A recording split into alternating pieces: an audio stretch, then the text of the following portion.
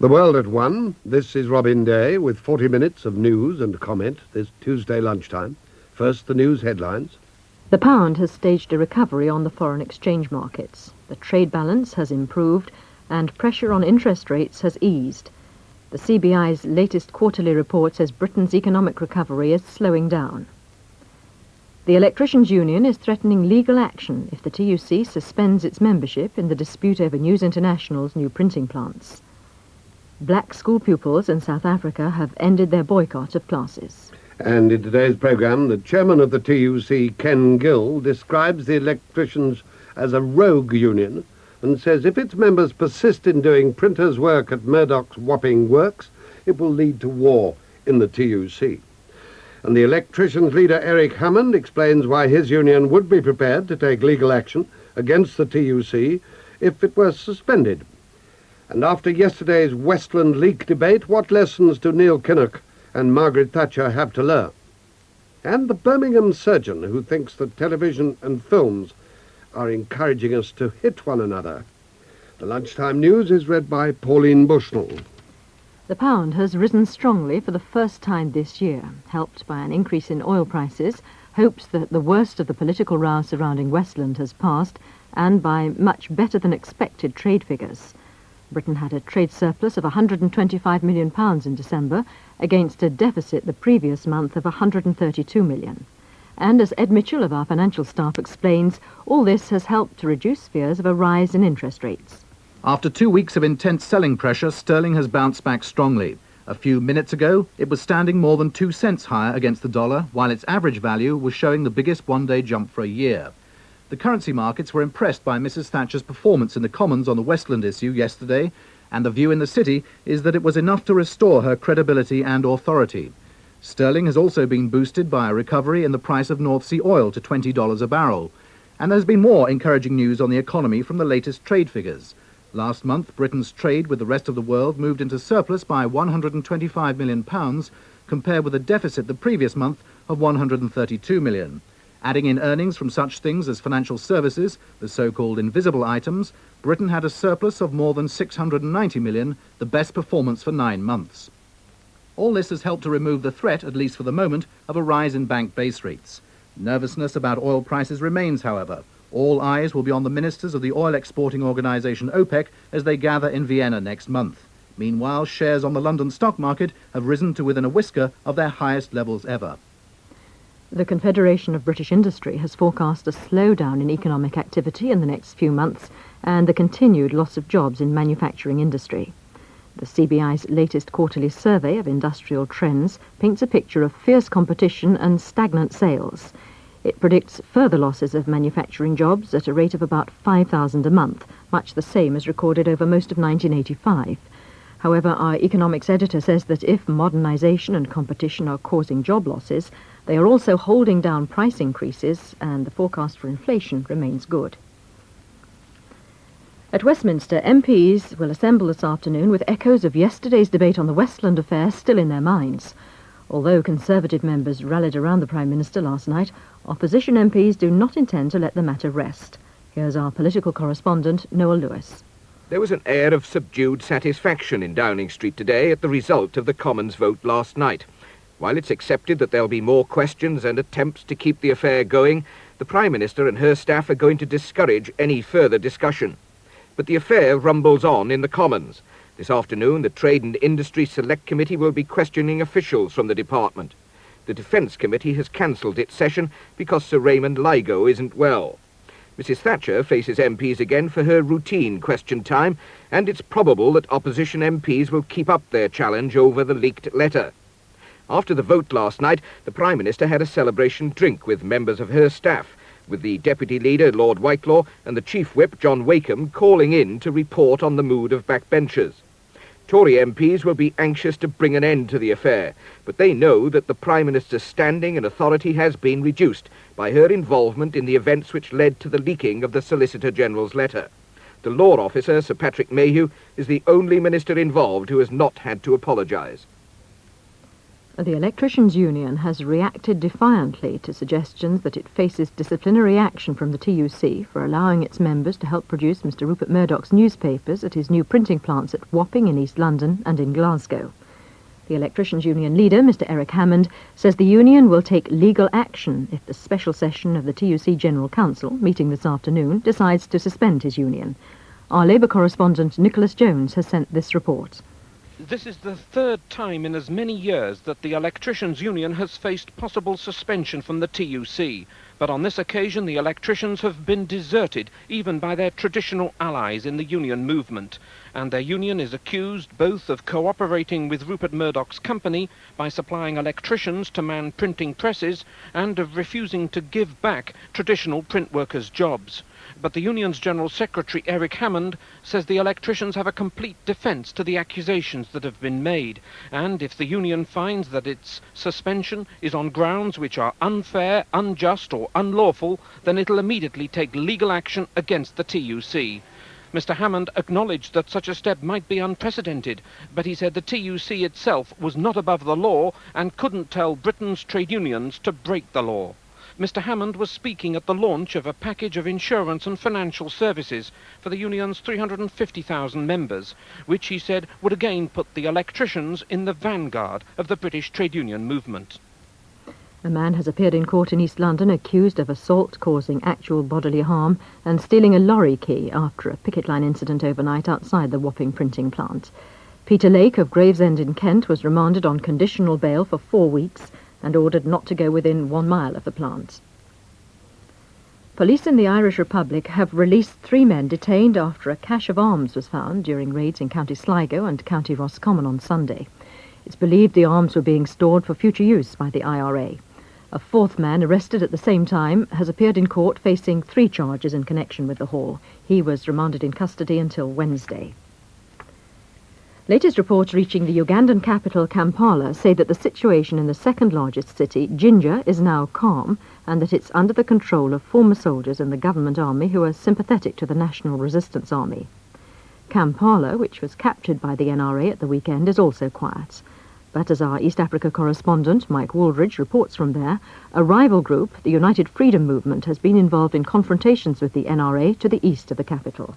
Following an incident at a hospital in Kampala in which several NRA men were killed and wounded by the UFM, according to the NRA, friction between the 2 groups led to UFM guerrillas mounting roadblocks along the road between Kampala and Jinja and refusing to allow the NRA to pass. When I travelled along the Jinja Road this morning, senior officials of the NRA and the UFM were trying to defuse the situation. Meanwhile, a further sign that the residents of Kampala are now feeling more secure is that in the suburbs of the city, people were dancing and lighting bonfires in the streets until the early hours of the morning, although sporadic gunfire could also be heard throughout the night. Black high school pupils in South Africa have been returning to their classrooms today, ending a series of boycotts which have brought chaos to parts of the country's black education system. The pupils ignored the official start of the school year earlier this month, but instead responded to a call from parents' committees to go back today. The return was coupled with a 3-month ultimatum to the government to introduce educational and political reforms. Our Southern Africa correspondent, Graham Leach, was in Soweto when the pupils went back to school. At the Orlando High School, where the 1976 Soweto uprising began, dozens of pupils flocked back to school, saying they were now keen to get on with their education. But this didn't mean they were giving up the struggle against apartheid, they said, adding that continued learning would help them grasp more fully the political dimension to the anti-apartheid struggle.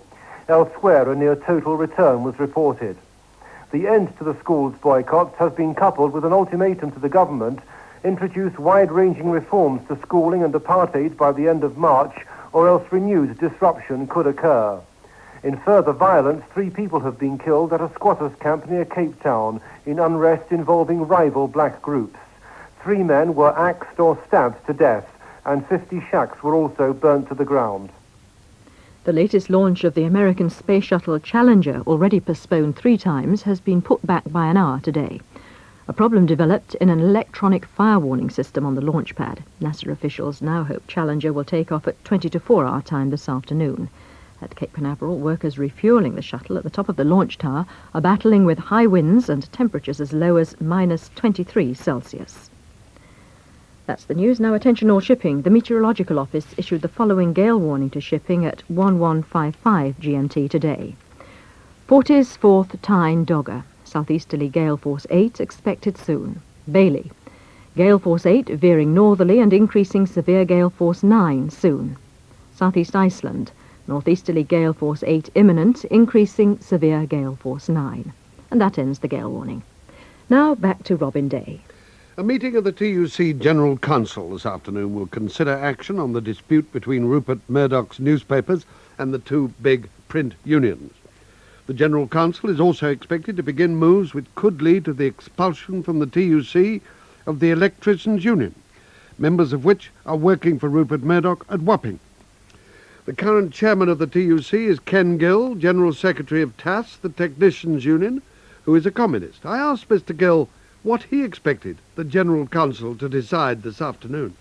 Well, I'm chairing the meeting, so I don't know what they'll decide. But one thing is absolutely certain, that they will expect the ETU, like any other union, to observe the rules. When you belong to a club, you have to observe the rules. And for a long time, some years ago, the public insisted that we dealt with inter-union disputes. Well, those rules are designed to prevent it. Every union has to respect other people's areas. Will you, on the General Council, put in train this afternoon a process which is likely to lead to the expulsion of the electricians from the TUC? Well, that will depend on whether the General Council feel that the ETU have offended those rules. If they have, and they refuse to conform, after all, the General Secretary so far has simply asked them to do certain things they've refused.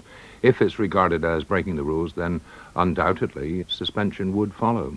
Do you want to see the electricians expelled from the TUC? Heavens no. The best kind of trade union movement is one which is united, and obviously that's why we have rules, to try to keep ourselves united rather than split and quarrel. But can they be allowed to remain in the TUC if the Electricians' Union approve of their members doing work for Mr. Murdoch, which is previously done by SOGAT and NGA? That's what the General Council will have to decide this afternoon. Of course, Mr. Hammond, the electricians' leader, is a member of the General Council, isn't he? He is, yes, and so he will have plenty of opportunity for replying. He can argue, can't he, that other unions, such as the NUJ and the transport workers, have got members who are helping Mr. Murdoch, working for Mr. Murdoch in his fortress at Wapping. Yes, I think the problem is not so much what individual members of individual unions are doing, but what is the attitude of the elected leadership towards what they're doing. If the TUC puts pressure on the electricians not to have members working with Murdoch, are they not inciting them to break their contracts, and will the TUC not possibly render itself liable to damages?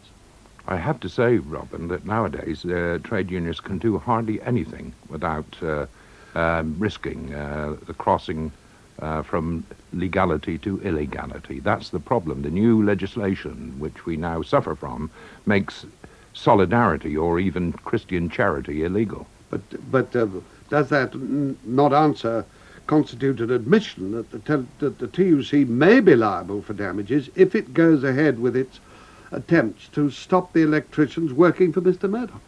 Only courts can say that, but the law would suggest that anything you do to help your fellow trade unionist probably will be illegal. How likely is it, in the end, that the electricians will be, I know you say you don't know yet, but how likely is it that the electricians will be expelled from the TUC? Because there was this question of the engineers, wasn't there, and accepting the ballot funds. They didn't get expelled in the end, did they? No, they didn't, but maybe that was because there was a less involved commitment on the part of all the trade unions who make up the TUC. Lots of them felt that it probably didn't really do any harm to take Tory money. On this occasion, however, the issue is much closer to every trade union, because if a rogue trade union can go around making any kind of offer to any employer, enter other people's territory, invade traditional negotiating agreements, then obviously no one's safe.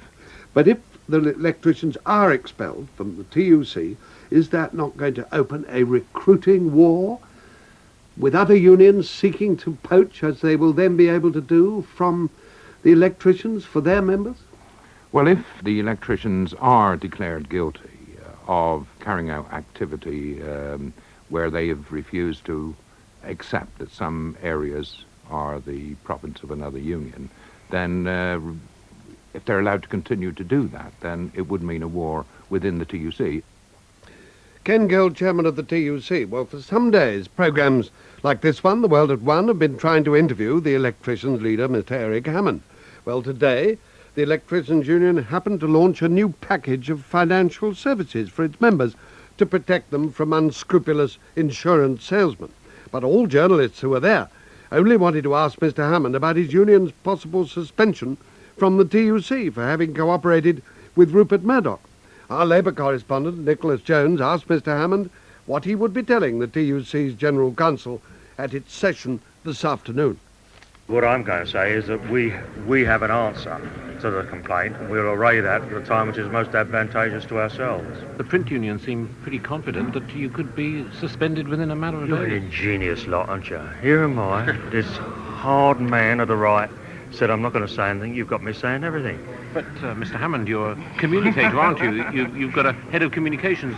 You're in the business of trying to put your case. Kicking me and screwing me, my leg here is all bruised. When do you think your union might be in a position to answer some of the charges that have been made against it? Well, that would depend on the timetable that the TUC produces this afternoon. Presumably they would determine to put the matter to the F&GP, who will determine whether there's anything in the... They're pretty serious charges, aren't they, that have been made? Well, I treat them very seriously, yes, and because of these repercussions which can come from it.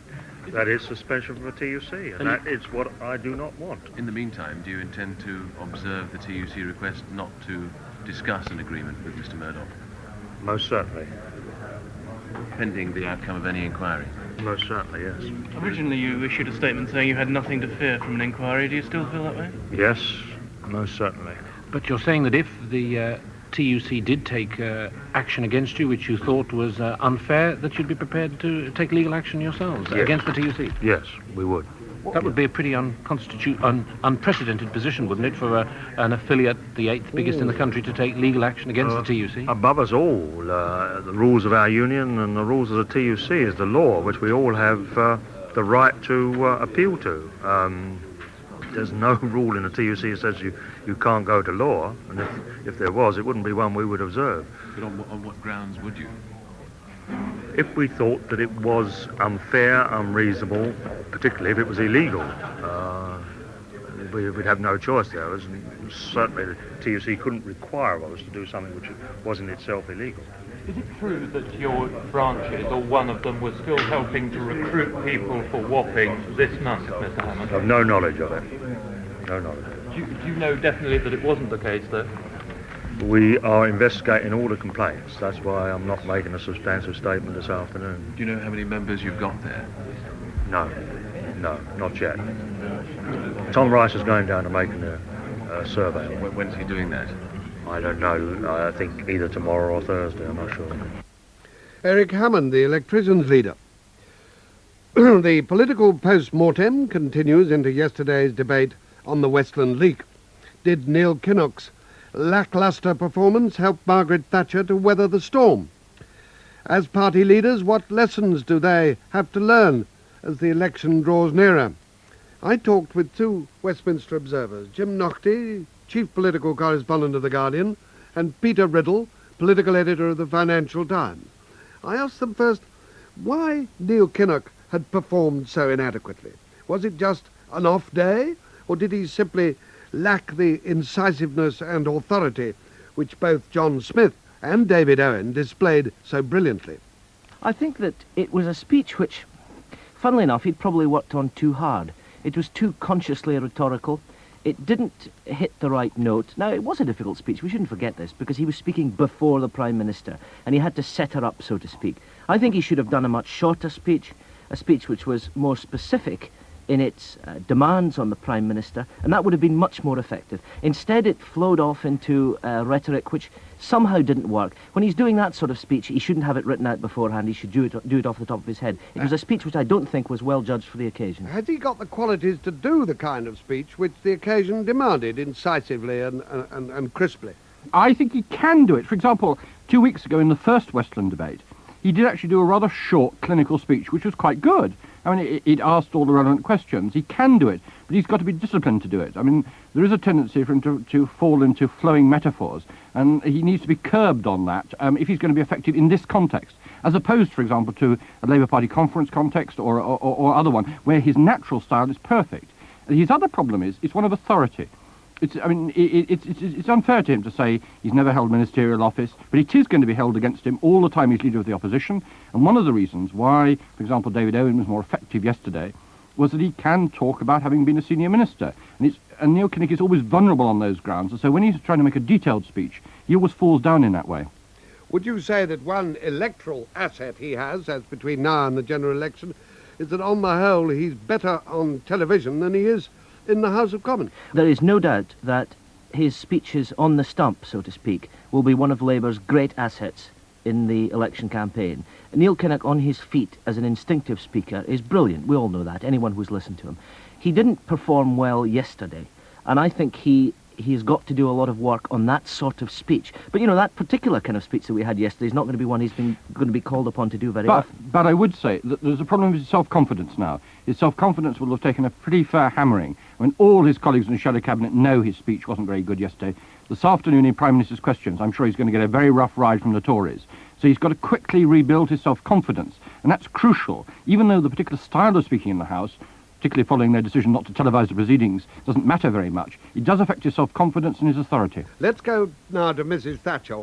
What lessons has she got to learn, not only from yesterday's debate, but from her handling of the Westland crisis? She's got to learn that she can't take anything in her party for granted now.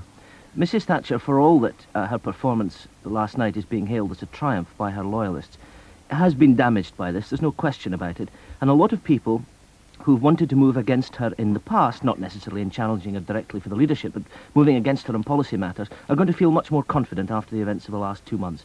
Her authority has been damaged. She looks a bit more tired, a bit more rattled, a little weary, and someone who I think is going to have to fight much harder to get her way in the Cabinet and outside it in her party. Is she going to lead the party into the next election? I think if you'd asked me 3 weeks ago, I'd have said certainly, barring health. Now I'd say probably, but she can't afford another episode like that of the last 3 weeks. How's she got to change her style as leader and Prime Minister? Yes, she has, and I think it's interesting that in the weekend broadcast, someone like Douglas Hurd, the Home Secretary, said people want to see cabinet government. I think the first evidence of it we'll see from within the government, possibly in the lead up to the budget, but certainly on other key decisions. People will want broader discussions, not so much leading from Downing Street. What do you think the influence of the new cabinet is going to be? You see, I've been studying the cabinet names this morning, and they're quite a young cabinet. I mean, half the cabinet of 55 or under, in their early 50s or 40s,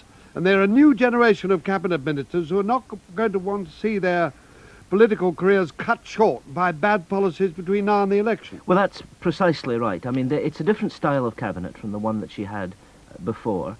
It's also a cabinet that has watched her through the Westland affair, dithering and sliding around and being anything but the Iron Lady.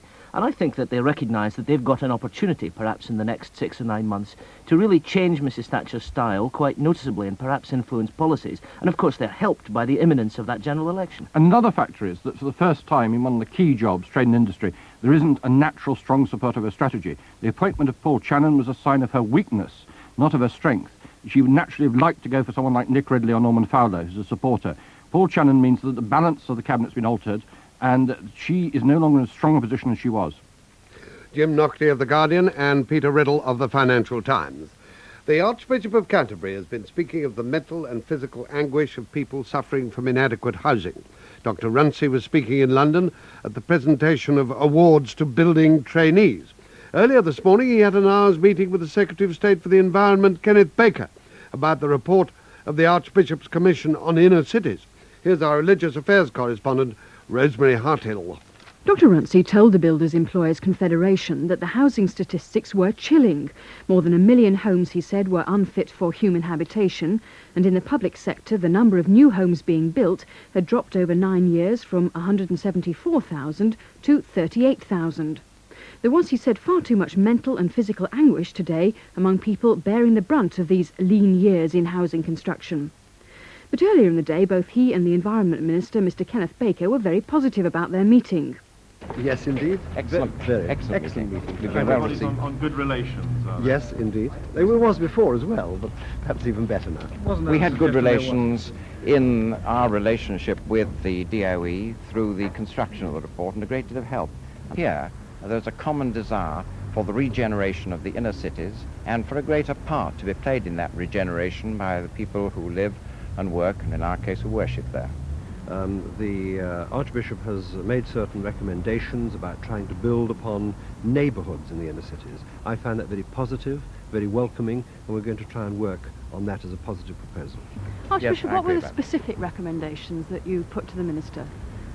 Well, we were talking about how to define a neighbourhood area, something which is going to create a partnership between people who are involved in effort for the regeneration of that area, and how to deal with matters at a level different from local government, but with the cooperation of local government, and without the feeling that you've got central government on your back.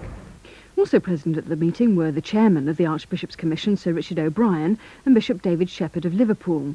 I asked the bishop whether they had urged the government to spend more money or had concentrated on things like neighbourhood cooperation, which didn't actually cost money.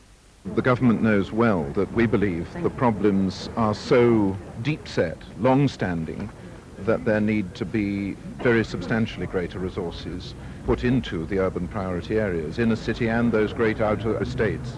The report had in fact urged the government to put far more money into the public housing programme, and it had recommended a review of the whole system of housing finance, including the £3.5 billion given in mortgage tax relief each year. I asked Mr John Patton, the Housing Minister, if there would be such a review. Well, I think at the moment we've got no intention of having a large-scale review of housing finance in the way in which it's been suggested, because we've got a number of problems which face us, which cannot be solved alone by money that was either public or private. For example, it's bizarre that we've got 112,000 empty council houses and flats in this country today. That's more than enough to house all the homeless in this country. It's equally bizarre that we've got several hundred thousand, probably 200,000 or 300,000, empty privately owned flats and houses. What we've got to do is to try and do our best to bring those houses and flats back into occupation, and that's one of the things that I'm going to be concentrating on in this department. But are you actually willing to put in more money into the public housing programme? Well, we have done already this year, as I've said. We put another £200 million in this year. We're looking at demands for next year. We've also put £50 million this coming year, 1986-1987, into a totally new unit called the Urban Housing Renewal Unit, which inner city areas, local authorities will be allowed to bid for, to try to bring extra money in to deal with the very worst problems. So we are putting more money in, but what was so interesting and so heartening this morning to learn from the church was that they recognise also that private money needs to be brought into the inner city, and there does need to be that cooperation, and they see their role very clearly in helping to bring that about. Housing Minister John Patton. An accident surgeon at the East Birmingham Hospital has blamed fight scenes on films and on television for the increase in punch-ups in bars and at street corners. Mr Martin Shalley says that at least twice a week his team sees people with hands badly smashed by swinging punches, and he's begun research into hand injuries caused by violence. He explained his concern to our Midlands correspondent, Bob Sinkinson. I think we've seen a very great increase in injuries due to violence in the past couple of years. Why are you being particularly critical of the television industry? Because ever since the days of silent movies, people have been throwing punches at one another. I think we went through several phases. I think the initial films where the goodie always came out on top were very good. They were not very frequent. We've now come to a state where violence occurs in virtually all programmes, to some degree or other. Not only that, it has become unacceptable to portray the effects of assault as being too violent. And I think that by doing this, we're allowing people to become complacent and feel they can get away with assaulting other people and that they won't cause serious injury. What sort of injuries can people cause to themselves? Very serious lacerations around the face and head which leave permanent scars. Fractures around the face are becoming much more common and have potentially very serious side effects. affecting the vision. Jaws can be broken, teeth can be broken. There is no doubt that just throwing punches can kill. You're also doing research into the injuries that can be caused to people's fists and hands as a result of violence. Now, what has that come up with so far? We see a tremendous number of patients who sustain broken bones in the hand as a result of assaulting other people. Most of these leave some degree of permanent deformity of the hand, which luckily with treatment is minimized because they have a normally functioning hand. It may not look so pretty, but it works very well. The more serious injuries are those people who punch someone in the mouth and get a tooth embedded in the knuckle. This often penetrates the joint of the knuckle and can cause a septic arthritis. The human bite, because that is technically what has occurred, is potentially one of the most serious injuries that can befall man. And are these sort of injuries on the increase? And in what circumstances do they occur? I feel they're very much more on the increase. If you come to this hospital tonight, at about 11 o'clock, there's bound to be several patients who've been involved in fights.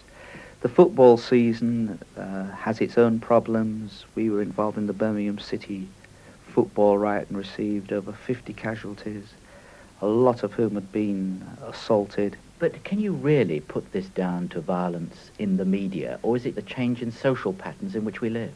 I don't think it can be attributed to any one thing. I think we have to look at changes in society that have affected this, and there is no doubt now that you can see a tremendous amount of television, especially children's programs, where people are flinging punches left, right and centre and not doing anyone any harm. And if harm was shown being done to people, do you think that would change your attitude and people's attitude? I think it would. The other thing I say is that I don't think for the majority of us that fighting and throwing punches is a normal part of our daily life. And it would seem to me that our television programs should not portray this as an everyday part of our existence. It isn't. It is unusual and should be treated as such. But if you're going to see people portraying acts of violence, I think it must be shown what these acts can do. Surgeon Mr. Martin Shalley. Well, you may have heard about that cargo of rare Chinese porcelain which has lain at the bottom of the South China Sea for 234 years. Well, it's going to be auctioned by Christie's in Amsterdam next April. The Nanking cargo, as it's called, was recovered from the wreck of the Dutch East India Company's vessel Geldermalsen, which foundered on a reef in international waters on January the 3rd, 1752. The treasure was discovered and brought up by Captain Michael Hatcher. He's an ex-Barnardo's boy who emigrated to Australia when he was 13 to seek his fortune. And at the age of 45, he's found it. The china includes 660,000 pieces of fine blue and white porcelain in mint condition. There are complete sets varying from over 370 pieces to settings for 6 people. There were gold, too, 125 extremely rare ingots. In Amsterdam this morning, Captain Hatcher has been telling Geoffrey Wareham the story of his successful treasure hunt. What led to the actual start was the finding of the junk, an Asian vessel, which we also auctioned here. So then we decided that at that period of time, let's say the 16th, 17th, 18th century, this area was not charted. So if one wreck had hit, why not another? So then we decided to go back. So I joined forces with a very good colleague of mine, Max Duran, who owned a very large survey company. I owned a salvage company. So by joining the two together, we figured there's a good chance. So we went out, and then month after month the search went on. Very early in the stage, we found 2 huge anchors, but no wreck. And we had allotted a certain amount of time, and I think we had about 4 days left, when Max said, I've got a reading on the side scan, but it doesn't look that good. So you can imagine the whole wreck was totally covered with sand, with just small pieces sticking up. So then we dived, and the first we saw bricks, then a huge anchor, then one cannon, and another cannon. So then you found the rest of the ship. How did you go about getting to the cargo? Well, then we used, I think it's a vacuum cleaner. Divers, we call it an airlift. So it sucks all the sand and silt. That started to come off, and then we started to find a few personal belongings, and then we found tea. So we started pumping tea. Vast quantities of tea, I imagine. About 4 feet deep. And so then we started to pump all this tea out, which took quite a while. And the next thing, one of the divers came up and he said, I've opened up a rotten old box and it's full of porcelain. And so then this went on day after day, well, nearly 3 months, just digging tea and digging porcelain. And the visibility was basically appalling. So you were feeling more than anything. Is it of great value, or is it quantity rather than quality? The quality is as it left China. You can buy a whole dinner set, or you can buy a tea set, or a coffee set. So I think basically it was for the tables of Europe. You're eating and drinking off this rather valuable porcelain in your salvage boat while this was going on, were you? Oh, definitely. We used to have barbecues in the evening, and we'd have it off our nice Qing dinner sets, and we'd have our cups of tea and drink our beer out of the beer mugs. Oh, yes. And then you struck gold. Tell me about that. We were at the end. The hull was finished, and we were just pumping around outside looking for personal effects or anything that could maybe help us identify the wreck. The weather was becoming appallingly bad, so we knew we didn't have much time left. And then suddenly one of the divers at the bottom says, "Hey, I found gold." Do you have any idea of how much this cargo of porcelain and gold will bring you personally? Christie's are saying about £3 million. For you personally? Oh, no. The divers That's the will total. share That's the total. Yeah. So for you personally, how much? I haven't really thought about it. But if you're not already a millionaire, you soon will be. Yeah, it'll definitely help. Captain Thatcher telling us about his barbecues on the priceless Chinese porcelain.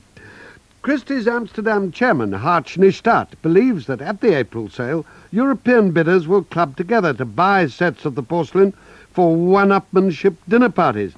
Mr. Schnistad told Geoffrey Wareham about the significance of this find. The recovery of this cargo is extremely important because at last they found the complete cargo of a VOC vessel sunk somewhere around 1750. VOC being a Dutch East Indian Dutch East Indian Company. And this cargo shows exactly the European taste in that time. It shows exactly how these services were composed. These items are not of huge value, are they? So it'd be quite possible for somebody to buy a... Well, how much would a cup and saucer cost, for example? Well, a cup and saucer is, I think, maximum a £10 affair. So you can buy quite a lot of lovely Christmas presents. And what we know already is that quite a lot of people are going to join to buy 1 or 2 huge lots and divide them between themselves. Use them. Have your dinner from these lovely plates. How much do you think that the whole cargo will fetch at the sale? Well, my guess is as good as yours. But I've got a clue, and maybe you haven't. Well, let's say somewhere in the area of 10, 12 million guilders, something like that. 3 million pounds. And does that include the gold that was discovered in the cargo? The gold is a story on its own, because the real gold value isn't that high, of course. I mean, you can look it up in every paper. But the fact that it comes from that period, it was on that ship, and it is marked, that gives it an enormous historical value. Now the news headlines. After 2 weeks of intense pressure, the pound bounced back strongly on foreign exchanges this morning. It rose more than 2 cents against the dollar. It was helped by a rise in oil prices. And last month's overseas trade balance moved into the black by £125 million. The Financial Times share index at 1 o'clock was up 9.8 at 1149.2. The Electricians' Union says it will take legal action against the TUC if it is suspended from membership of the TUC in the dispute over Rupert Murdoch's new printing plant. And the weather, outbreaks of rain or sleet and snow on higher ground in western districts will spread to remaining areas, followed by clearer weather, except in the southeast. Frost is expected in places tonight. That's the world of 140. This is Robin Day. A very good afternoon to you. Studio production was by Kathy Pack. The editors were Francis Halewood and Helen Wilson.